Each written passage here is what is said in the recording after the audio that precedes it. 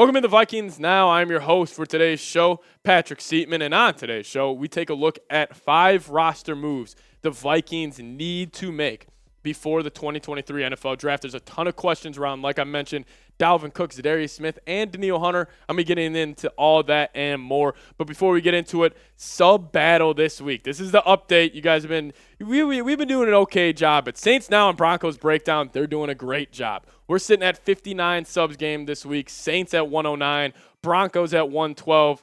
Guys, nothing would make me happier if we could beat those two channels. Go down there, hit that subscribe button. A little competition going on here at Chat Sports. Let's show them Vikings fans are the real ones out there. Go down there, hit that sub button. Now, before we actually do get into all this and more, the Vikings, they rank dead last in cap space and second to last in draft compensation. So a lot of these moves that I'm going to have them making right now do or have to do with this situation the Vikings are in, because being last in cap space and being second to last in draft compensation, it's really hard to improve your roster doing that. Just a quick kind of keynote before we hop all into this. But the number one roster move I think the Vikings need to make, I think this is a no-duh type of move, and I probably would think a lot of you guys do agree with me, is trading Za'Darius Smith. Za'Darius Smith, he requested a kind of a release from the Vikings when free agency started. He put his house up for sale in Minnesota. Za'Darius looks like he'll be leaving Minnesota. If we're looking at some of the contract details with Za'Darius, if he is released pre-June 1st, the Vikings would save $7.1 million. If he is traded pre-June 1st, they save $12.1 million.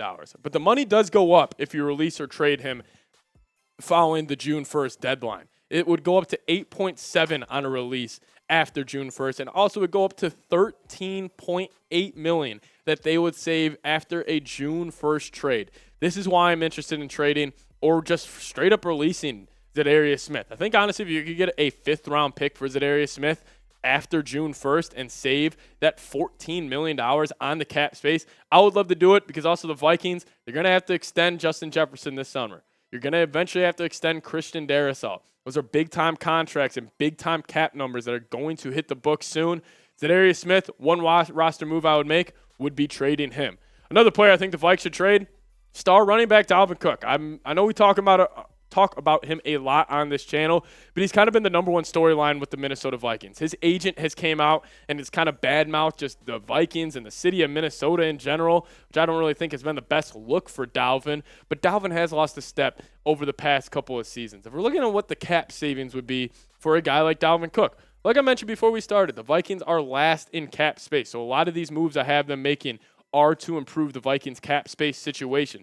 A release before June 1st would be 5.9. A trade before June 1st would be 7.8. And an post-June 1st release would be $9 million.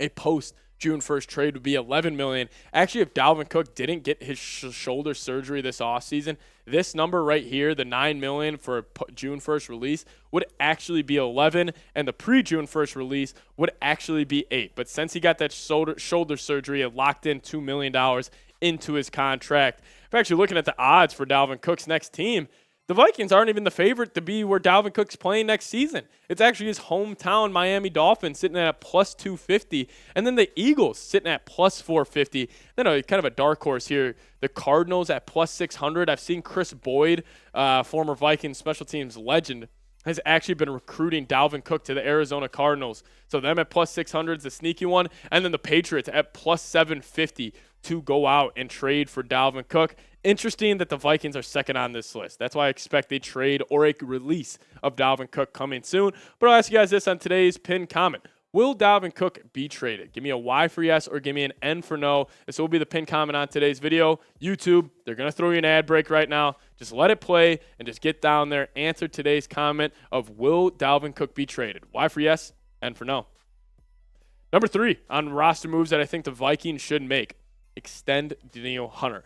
So the Vikings had their kind of voluntary workouts get started this past week, and Danielle Hunter is not attending them, mainly because he wants to get paid more. This upcoming year, he's only supposed to make $5 million, and I get it. You know, Danielle Hunter, I think he's still one of the better edges in the NFL, and if he's only supposed to make $4.9 million, I don't blame him if he wants to be traded. But if a pre-June 1st trade or release for Danielle Hunter, the Vikings would actually lose $5.7 million, so I just don't see that happening. A post-June 1st trade or release, the Vikings would save $5.7 million.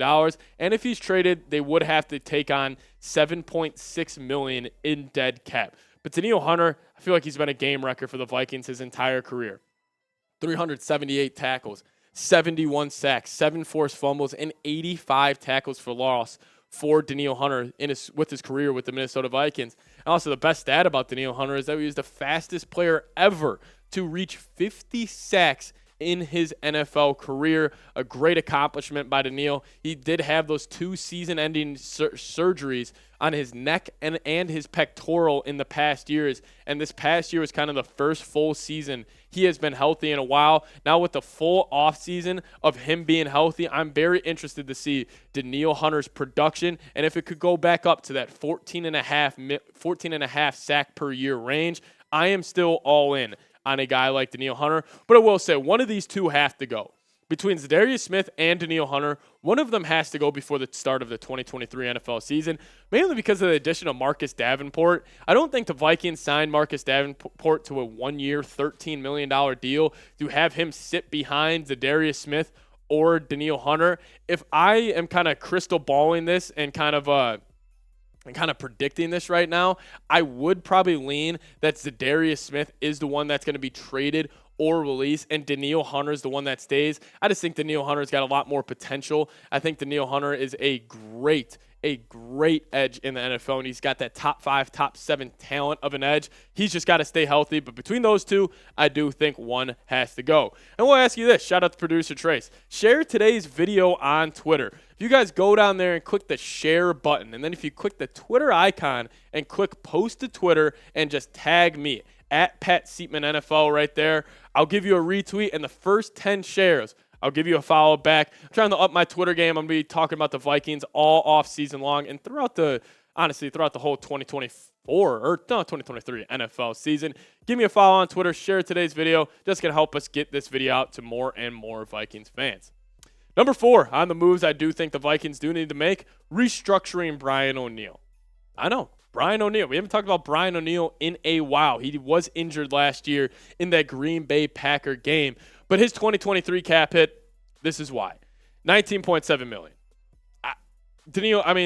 Brian O'Neill, he's a solid tackle in the league. I think he's a top 10 right tackle in the league, top 15 tackle in general. But that cap hit of $19.7 million, I think we might need to take a page out of the New Orleans Saints playbook and just kind of keep pushing this money back, because Brian O'Neill on that $19.7 million deal or cap hit for this upcoming year, I'm just not a fan of it. Shout out producer Trace and those dirty New Orleans Saints. But his PFF grades over this past season, he was still good. 82.7 overall grade, 82.4 run blocking grade, 77.9 pass blocking grade. Brian O'Neill, still a fine tackle in the NFL, but I do think they are probably going to want to restructure him, create some more cap space. Has nothing to do with his play, but he's coming off an injury.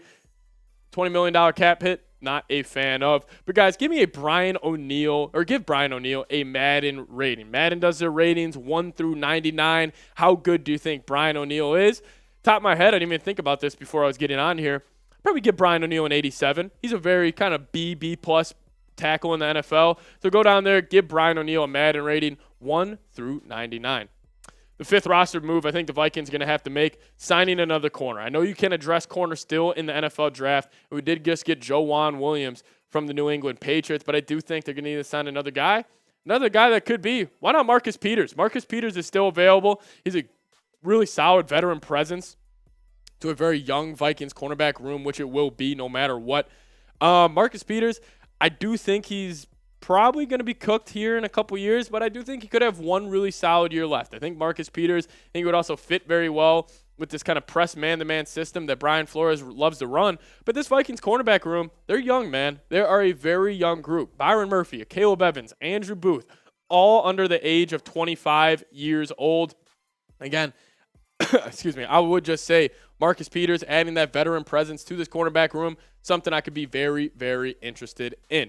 Anyways, thank you guys so much for watching today's video. If you guys haven't already, just give me a follow on Twitter. I'll make sure to give you guys a follow back. If you guys just DM me Skull, and we could chop it up talking about the Minnesota Vikings. Again, thank you guys so much. That was 5 roster moves I think the Minnesota Vikings should make before the 2023 NFL Draft. See you guys next time. Skull Vikes.